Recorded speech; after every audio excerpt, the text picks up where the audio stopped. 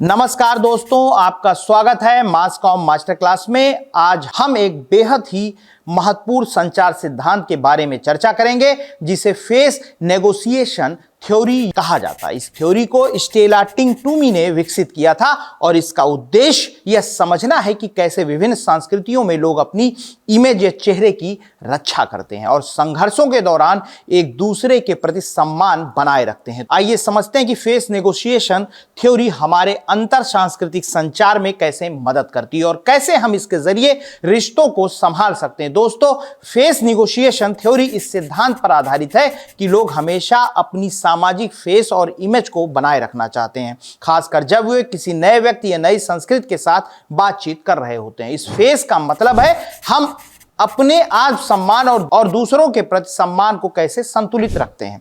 जब विभिन्न संस्कृतियों के लोग बातचीत करते हैं तो उनकी फेस को संभालने की प्रक्रिया और संघर्ष का समाधान भी अलग अलग हो सकता है। फेस नेगोशिएशन थ्योरी हमें यह समझने में मदद करती है कि कैसे लोग संघर्ष और असहमति के समय अपने फेस को बचाने की कोशिश करते हैं। यह खास तौर से इंटर कल्चरल संचार में महत्वपूर्ण है, क्योंकि जब अलग अलग संस्कृतियों के लोग मिलते हैं तो उनके विचार, परंपराएं और फेस प्रोटेक्शन के तरीके भिन्न हो सकते हैं। कुछ संस्कृतियां सीधे संचार को पसंद करती हैं, वहीं कुछ लोग अधिक विनम्र और अप्रत्यक्ष तरीके से संवाद करना पसंद करते हैं। फेस नेगोशिएशन थ्योरी में दो प्रकार के फेस को परिभाषित किया गया है, पॉजिटिव फेस और निगेटिव फेस।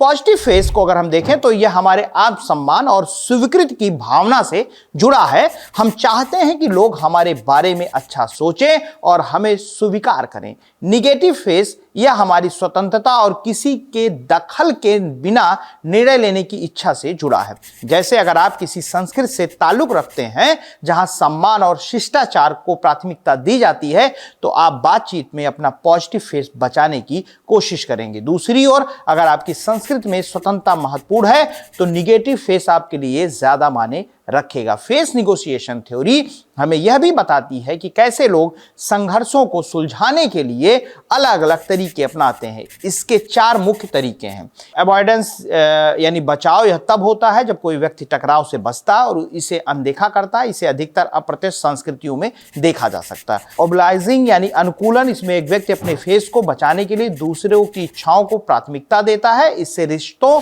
को सम्मान और समर्पण मिलता है। कंप्रोमाइज यानी समझौता, इस तरीके में दोनों पक्ष थोड़ी रियायत देकर एक समझौता करने की कोशिश करते हैं जिससे दोनों का फेस सुरक्षित रहता है।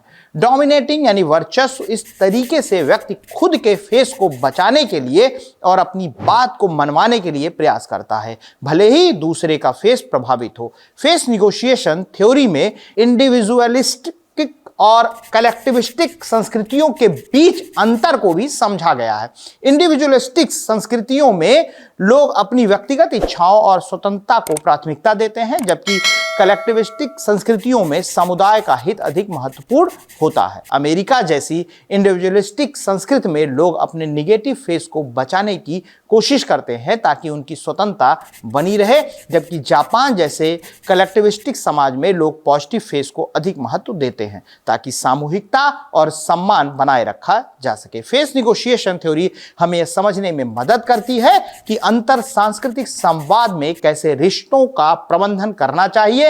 यह सिद्धांत यह सिखाता है कि संवाद के दौरान दोनों पक्षों की इमेज का सम्मान कैसे करें।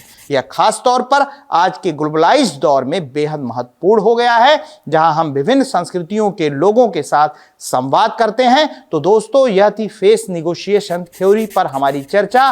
उम्मीद है अब आप समझ गए होंगे कि कैसे हम इस थ्योरी की मदद से अंतर सांस्कृतिक संचार में रिश्तों का प्रबंधन कर सकते हैं। अगर आपको यह वीडियो पसंद आया हो तो इसे लाइक और शेयर जरूर करें और हमारे चैनल मास कॉम मास्टर क्लास को सब्सक्राइब करना ना भूलें। अगले वीडियो में फिर मिलेंगे एक और रोचक टॉपिक के साथ। तब तक के लिए संवाद में सकारात्मकता बनाए रखें और अपने फेस का सम्मान करें। धन्यवाद, अपना ख्याल रखिएगा।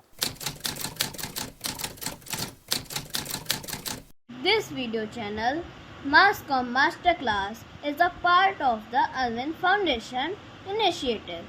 All income generated from this YouTube channel is dedicated to supporting the education of underprivileged children. By liking, sharing, and supporting this content, you have the power to change the lives of many children. Your contribution can make a significant difference. Thank you for your support.